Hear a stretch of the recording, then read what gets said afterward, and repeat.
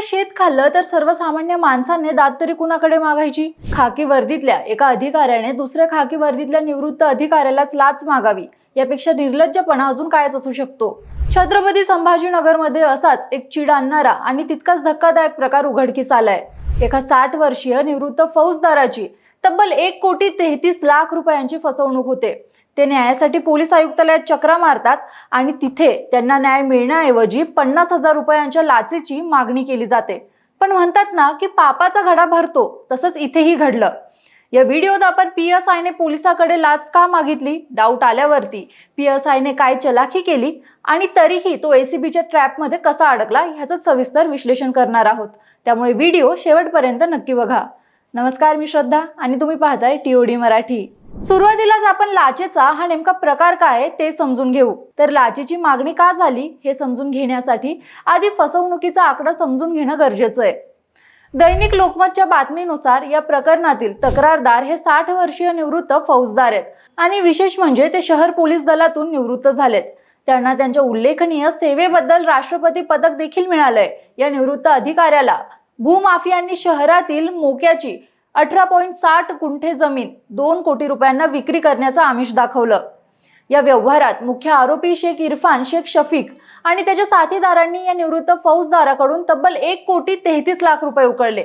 एवढी मोठी रक्कम देऊनही आरोपींनी त्यांना जमिनीचं खरेदी खत करून दिलंच नाही। तक्रारदाराने पैशांची मागणी केली तेव्हा आरोपींनी दिलेले बँकेचे चेक हे चक्क बंद पडलेल्या अकाउंट्सचे निघाले। फसवणूक झाल्याचं लक्षात आल्यावर निवृत्त अधिकाऱ्याने जागेचा ताबा मिळवण्यासाठी प्रयत्न सुरू केले तेव्हा आरोपीच्या वडिलांनी कमरेची बंदूक काढून त्यांना जीवे मारण्याची थेट धमकी दिली, असं त्यांनी तक्रारीत म्हटलंय। आणि याच सगळ्या प्रकारानंतर या निवृत्त फौजदाराने न्यायाच्या अपेक्षेने पोलीस आयुक्तालयात तक्रार अर्ज दाखल केला। म्हणजे बघा, पोलीस अधिकारी राहिलेल्या माणसालाच भूमाफियांनी फसवलंय। यावरून या गुंड लोकांची किती चलतीये हे तुम्हाला लक्षात आलंच असेल। मग पोलिसांनीच पोलिसाला कसं गंडवलं? इथूनच या प्रकरणाला नवीन वळण मिळालं। या अर्जाचा तपास छत्रपती संभाजीनगरच्या आर्थिक गुन्हे शाखेकडे देण्यात आला। तपास अधिकारी म्हणून 38 वर्षीय पोलीस उपनिरीक्षक चंद्रकांत हनुमंत कामठे यांना हे प्रकरण देण्यात आलं। फेब्रुवारी महिन्यात वरिष्ठांनी या प्रकरणात फसवणुकीचा गुन्हा दाखल करण्याचे स्पष्ट आदेश दिले होते, पण रक्षकच भक्षक असल्याचं नंतर समोर आलं। 27 फेब्रुवारी 2026 रोजी उपनिरीक्षक चंद्रकांत कामठे यांनी या निवृत्त फौजदाराकडे आपले डिमांड मांडल्या। गुन्ह्यातील आरोपींना अटक करण्यासाठी आणि गुन्हा दाखल केल्याच्या बक्षिसापोटी, म्हणजेच बघा, जे या लोकांचं कर्तव्य आहे त्यासाठी त्यांना लाखो रुपये पगार मिळतो, त्यासाठी या कामठेने चक्क 50,000 रुपयांच्या लाचेची मागणी केली। महाराष्ट्र टाइम्सने दिलेल्या माहितीनुसार कामठेने ही 50,000ची लाच फक्त स्वतःसाठीच नाही तर तत्कालीन पोलीस निरीक्षक पवार यांच्या नावानेही मागितली होती। एका राष्ट्रपती पदक विजेत्या निवृत्त अधिकाऱ्यालाच लाच मागायची ही हिंमत या 38 वर्षीय PSI मध्ये आली कुठून, हा खरा प्रश्न आहे। ट्रॅप लावल्यावर PSIने काय चलाखी केली? निवृत्त फौजदार ही काही कच्च्या गुरूचे चेले नव्हते। त्यांनी लाच देण्यास स्पष्ट नकार दिला आणि थेट लाचलुचपत प्रतिबंधक विभाग गाठून अधीक्षक माधुरी कांगणे यांच्याकडे तक्रार नोंदवली। ACBने या प्रकरणाची अत्यंत गोपनीय पद्धतीने पडताळणी सुरू केली। दैनिक पुढारीच्या बातमीनुसार 11 मार्च 2026 रोजी पंचांसमक्ष या लाच मागणीची पहिली पडताळणी करण्यात आली। या पडताळणीत PSI कामठेने 50,000 रुपयांची लाच मागितल्याचं आणि तडजोडी अंती ती स्वीकारण्याचं मान्य केल्याचं निष्पन्न झालं। 12 मार्चला पुन्हा तक्रारदाराला पाठवण्यात आलं, पण त्या दिवशी पोलीस निरीक्षक पवार यांची भेट होऊ शकली नाही। यानंतर गुन्ह्यात एक मोठा ट्विस्ट आला। मार्चच्या पहिल्या आठवड्यात कामठेची भूमिका संशयास्पद वाटल्याने त्याच्याकडून या प्रकरणाचा तपास काढून दुसऱ्या अधिकाऱ्याकडे देण्यात आला। तरीही तो लाचेची मागणी करतच राहिला, पण त्याला ACBच्या सापळ्याची कुणकुण लागली। तेव्हा त्याला डाऊट आला आणि त्याने अत्यंत चलाखी करत तक्रारदाराला भेटणंच टाळलं। मध्यंतरी पोलीस निरीक्षक पवार यांची ह्या ठिकाणाहून बदली देखील झाली। त्यामुळे आता आरोपी कामठे लाच स्वीकारणार नाही असा जबाब स्वतः तक्रारदाराने ACBला दिला। तर ही कामठे ACBच्या ट्रॅपमध्ये कसा अडकला? कामठेला वाटलं की आपण प्रत्यक्ष पैसे स्वीकारलेच नाहीत म्हणजे आपण वाचलो, पण कायद्याची अंमलबजावणी करणाऱ्यालाच कायद्याचा विसर पडला होता।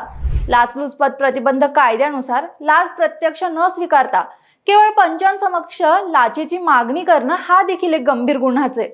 5 महिने ACBने अत्यंत संयमाने आणि शांततेने वाट पाहिली। सबळ पुरावे हातात असल्याने अखेर सोमवारी 27 जुलैला ACBने PSI चंद्रकांत कामठे यांना थेट पोलीस आयुक्तालयातून ताब्यात घेतलं आणि त्यांच्या विरुद्ध बेगमपुरा पोलीस ठाण्यात भ्रष्टाचार प्रतिबंधक कायद्यानुसार गुन्हा दाखल केला। आरोपी कामठेच्या सातारा परिसरातील घराची एसीबीच्या पथकाने कसून झडती घेतली। तसंच एसीबीने आरोपीचा मोबाईलही जप्त केला।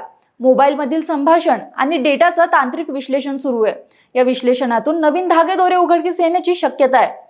थोडक्यात काय तर हे प्रकरण केवळ 50,000 रुपयांच्या लाचेचं नाही, तर हे आपल्या सिस्टमचं आहे। एका 60 वर्षीय राष्ट्रपती पदक विजेत्या निवृत्त फौजदाराला न्याय मिळवण्यासाठी स्वतःच्याच डिपार्टमेंटच्या अधिकाऱ्याला लाच द्यावी लागत असेल, तर सामान्य माणसाने दात कुणाकडे मागायची? खाकी वर्दीतल्या अशा भ्रष्ट प्रवृत्तींमुळे अख्खं पोलीस दल डगाळलं जातंय। पण आपल्या जुन्या सहकार्याकडे लाच मागेपर्यंत पोलीस अधिकाऱ्यांची हिंमत होत असेल, तर यावरून तुम्हाला ही लाचखोरी किती खोलवर रुजलीये हेही लक्षात आलंच असेल। पण ह्यावरती तुम्हाला काय वाटतं? भ्रष्ट अधिकाऱ्यांवर खरंच काही कारवाई होईल का? गृहमंत्री म्हणून देवेंद्र फडणवीस यांच्या कारभाराकडे तुम्ही कसं बघता? कमेंट करून तुमची मतं नक्की सांगा। हे माहितीपूर्ण विश्लेषण तुम्हाला आवडलं असेल तर व्हिडिओला लाईक करा, व्हिडिओ मित्रमंडळींना शेअर करा आणि अशाच व्हिडिओसाठी TOD मराठी चॅनलला YouTubeला सबस्क्राईब करायला विसरू नका।